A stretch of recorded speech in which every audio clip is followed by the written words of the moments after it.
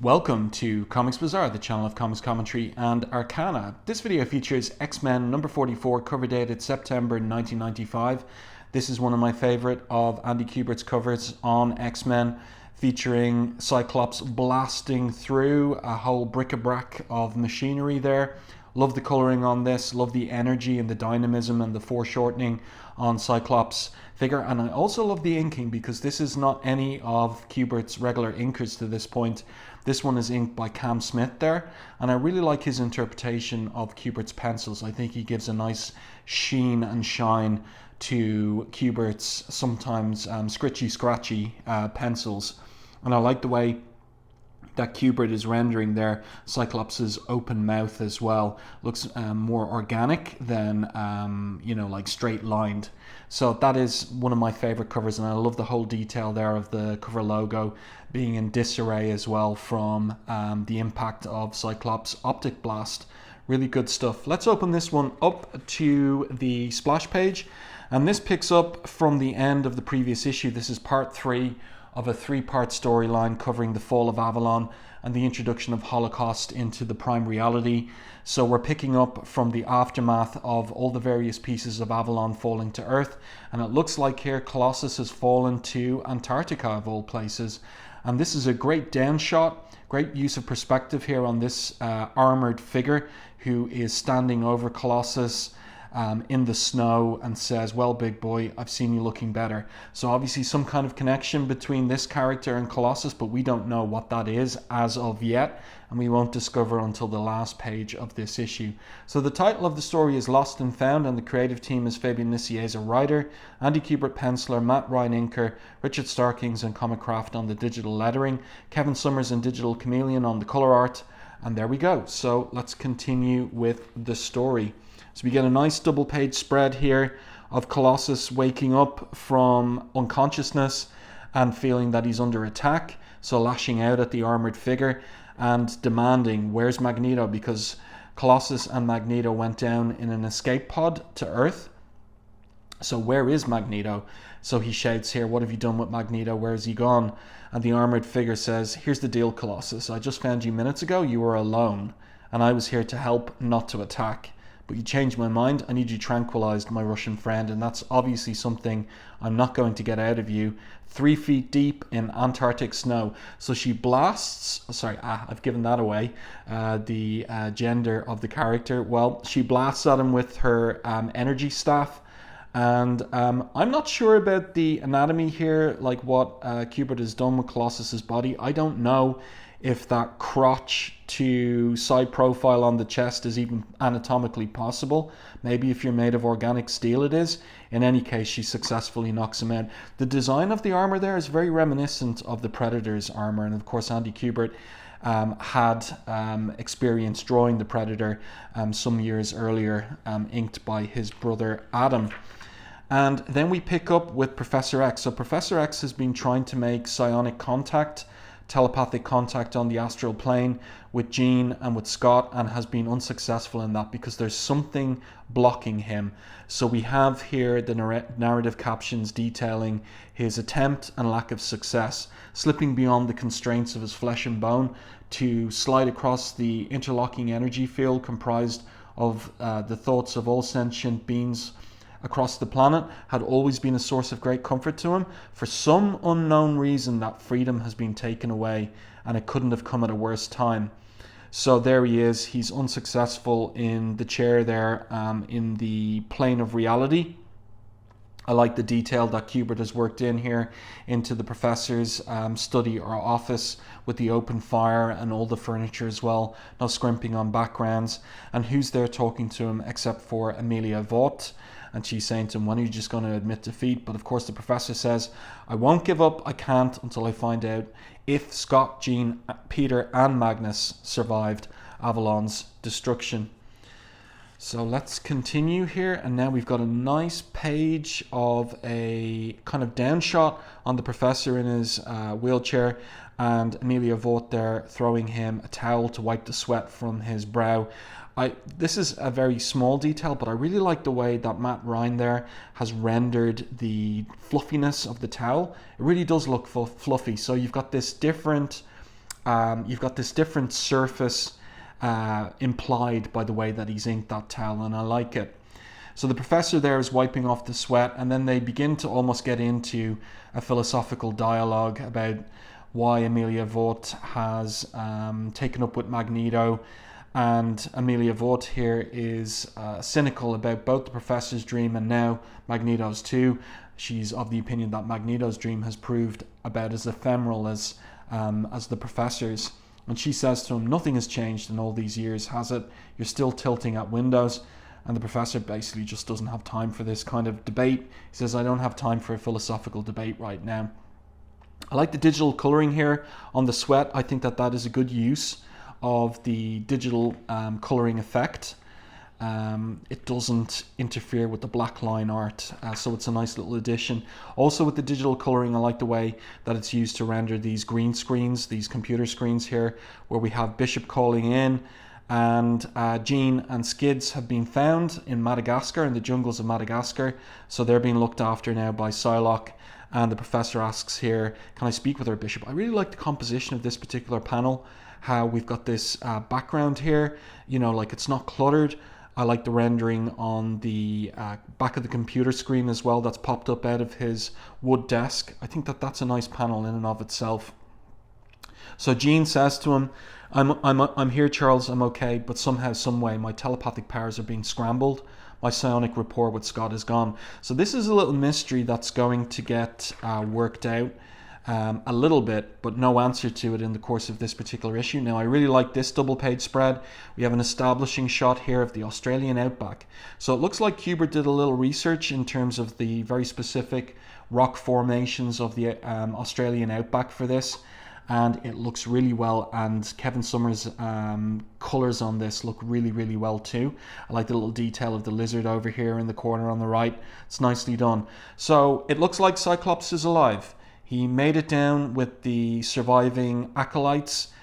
They're there in, so everybody landed, everybody touched down in the southern hemisphere, and this group in the outback. So they're dying for water, and they're trying to find their way. Cyclops is leading them.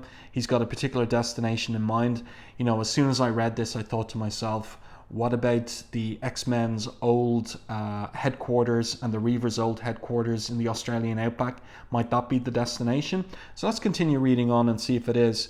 So there's some bickering there. The Kleinstocks in particular are skeptical about Cyclops leading them through the desert.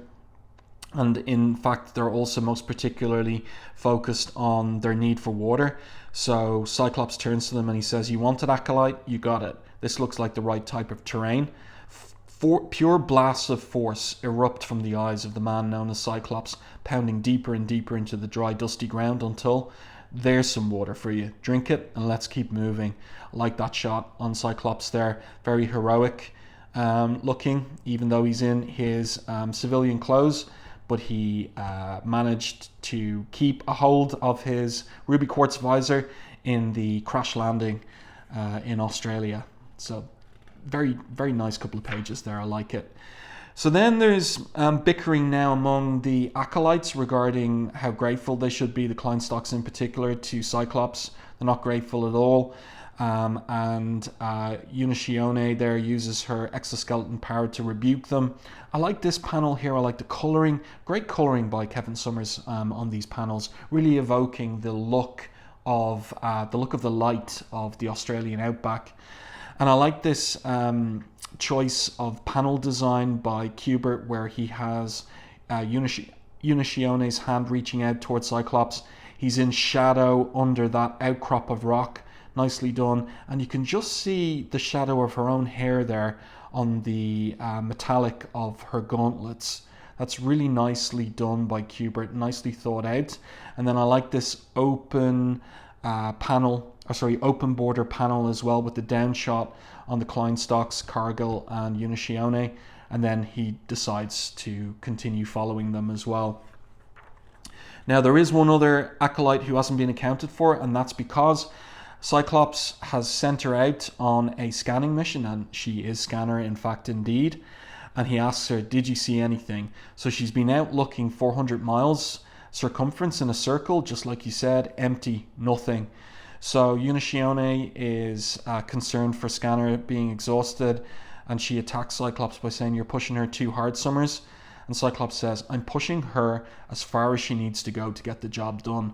Believe me, I would never make anyone go beyond their limits. Would you just prefer to give up?" So they make camp for the night, and Scanner, of course, is all right. So she comes over to Cyclops as he's drawing a little map in the dust of the ground on which they're sitting. I like the way that Kubert has rendered the pose there, and also he's very good with feet and that kind of perspective on his toes there. I think that that's nicely done. So Scanner says, "I feel a lot better now. What are you doing?" So Cyclops says, "Trying to figure out where we are. I'm using a rough estimate of where we landed, combined with how far we've walked, and the info from your expanding survey trips." And Scanner asks him, "And you think we'll be okay?" "I know we will," Scanner, he says. "I promise." And I like the pullback there that Kubert has decided on for the panel. And we have, from the campfire, their shadows cast on the back of the cliff's edge. And also nice use of digital coloring or digital effects there on the full moon. Always a full moon, of course. And I like the smoke rising up there. There's no wind blowing in the Outback, so it's rising straight up. I love all those little details from Kubert. Really well thought out and rendered in this issue. A nice combination of everyone on the art team: Kubert's pencils, Matt Ryan's inks, and Kevin Summers' colors. Then the scene shifts to Antarctica. We've last seen this structure in X-Men Unlimited #1. It's Magneto's Antarctic Citadel, and the figure in armor is dragging Colossus on a sled to the mysterious citadel in the middle of nowhere. And then the scene switches to the Xavier Institute, and we've got Jean, and she's strapped into Cerebro, and she's using it to boost her psionic powers in order to scan for Scott. And of course, she reveals too that there is that psychic interference operating, and it's making it difficult to reestablish her psychic rapport with Scott.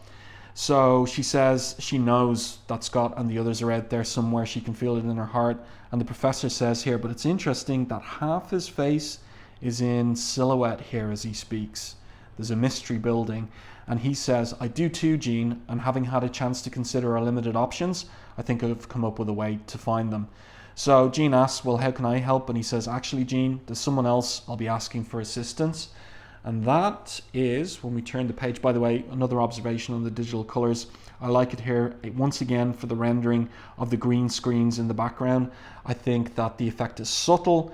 It's nicely judged. This is computer coloring that is done well in the mid-90s.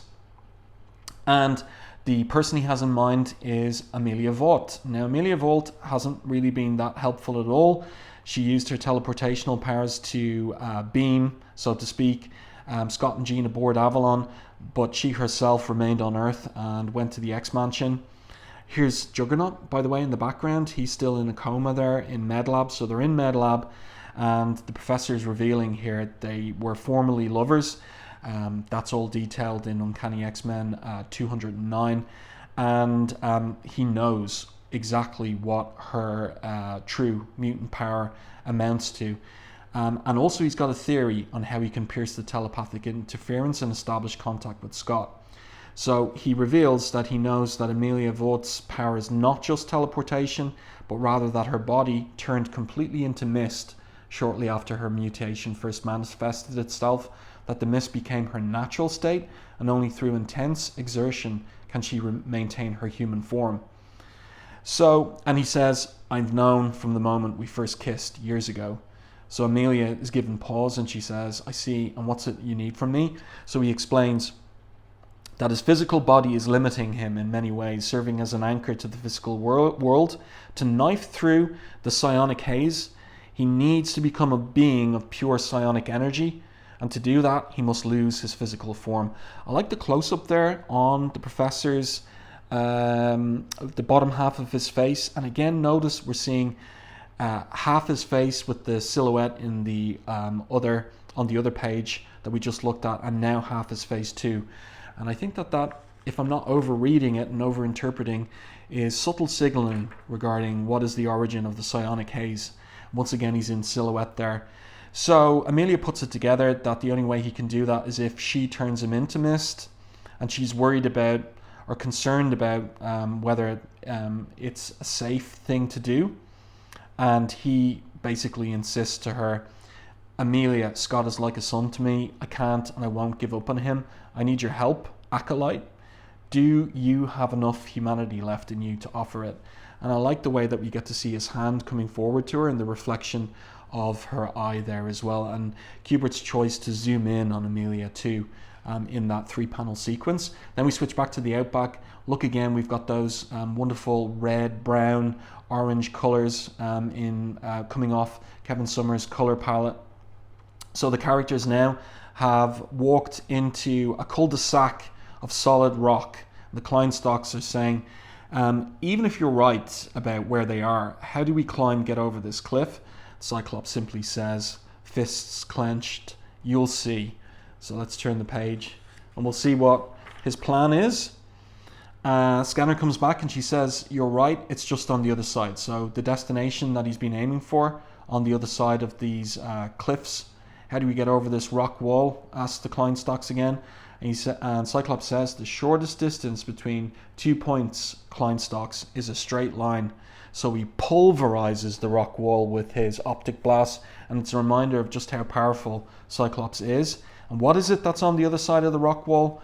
Well, it's exactly the town in the Outback that was once the Reavers' headquarters, last seen in Uncanny X-Men 281 when they were attacked and killed by the Sentinels. An outpost, says Unishione. Looks abandoned. How did you know? And Cyclops says, because for a while this place was home to the X-Men. So it's nice to see the Outback town again. And I like this little bit of humor here in Nicieza's dialogue. So, anyone got a quarter for the phone call? Everybody's delighted. So they're out of the desert now.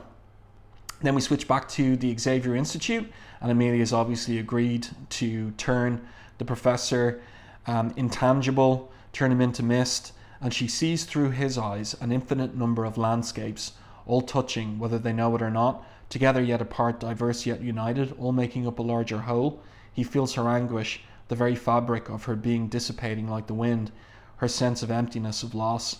He forces his concern for her aside, reaching out with his mind until, and then there's this horrific panel where their faces are blended and pulling against each other, and so the experiment is a failure.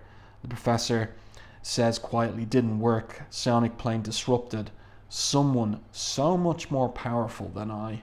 So a little mystery there as regards who is making all of that interference, and the answer to that will be tremendously ironic. So Amelia says, I was inside your mind, Charles. That stunt nearly killed you. And the professor says, a risk I was willing to take. But then they're interrupted. And they're interrupted by that phone call, so to speak, from Cyclops, from the computer room in the basement or the underground beneath in the complex, the tunnel complex underneath the Outback town. And it's been a long time since we've seen this bank of computers going all the way back to Inferno. And remember, Claremont was seeding a little mystery about the computer system under the Outback town, that maybe it was sentient, maybe it was some kind of artificial intelligence. It was capable of fixing itself when it was damaged by havoc in the past, and it was remade itself, or it healed itself, so to speak. So there was that mystery about the computer system, and it was never resolved because, of course, Claremont quit the X-Men with Uncanny X-Men 279, so he never got to resolve all of that. In any case, Scott makes the call, reveals that they're in Australia at the abandoned town where the X-Men used to live, says there's no sign of that teleporter gateway they told us about, so they're not going to get home that way, but he's over in Generation X in this period, and Cyclops asks for the Blackbird. But he has something else interesting to say. He says that he's with the Acolytes, they're prepared to turn themselves in, and this is it, this is interesting. One odd thing though, the town shows signs of recent use.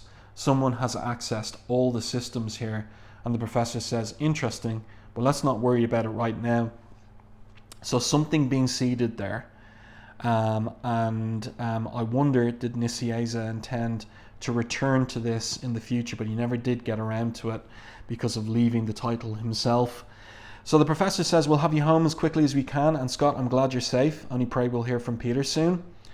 And then we have like the fulfillment of the philosophical debate that the professor didn't want to have earlier with Amelia. I like this particular panel here where we have got another top-down angle, and we see Amelia's face reflected in the front of the professor's wheelchair. And the professor is insisting that he would risk anything. He'd risk his life for Scott, Jean, for Peter, for all my X-Men, for a cause I believe in, he says. Amelia, after all these years, haven't you found anything for which you do the same? And she responds quietly, saying, you're wrong, Charles. Both you and Magnus, you're nothing but dreamers. So she remains a cynic, and she dissipates slowly away with a kind of like a sad, lost look on her face. She says that she doesn't have the strength to make all the sacrifices your way of life demands of a person. Maybe that's why Magneto's offer appealed to me at first. It gave me a chance to run away, like I always have. And so she goes. But what about Peter? What about Colossus? Well, we switch back to the Antarctic, the Citadel, Magneto's Citadel, and Colossus is all right. Peter's okay. So he comes to, and he asks pertinent questions such as, where am I? Who are you? One at a time, big boy. So who is this character? Well, she removes the armored suit. Colossus is in for a shock. It's Callisto. Give or take a decade, she says. Yup, it's me. Now, since I saved your life, Pete, what say you and the X-Men help me save the world? So the last time that we saw Callisto was way back in Uncanny X-Men 293, when both she and Mikhail Rasputin and all the Morlocks appeared to die at the end of that three-part storyline, The Morlocks Take Manhattan, by Scott Lobdell. And remember, even before all of that, the whole big boy business and the whole prior relationship between Peter and Callisto goes all the way back to Claremont's Uncanny X-Men 259 to 264, where when Colossus emerged from the Siege Perilous, which he went through at the end of the X-Men's being based in the Outback, when Psylocke opened the Siege Perilous and everyone went through, Peter Rasputin emerged in New York City as an artist, wiped of his memories of being an X-Man, and Callisto had been changed into a beautiful woman by Mask of the Morlocks, and the two of them fell in love and had a romantic relationship. That's their prior relationship.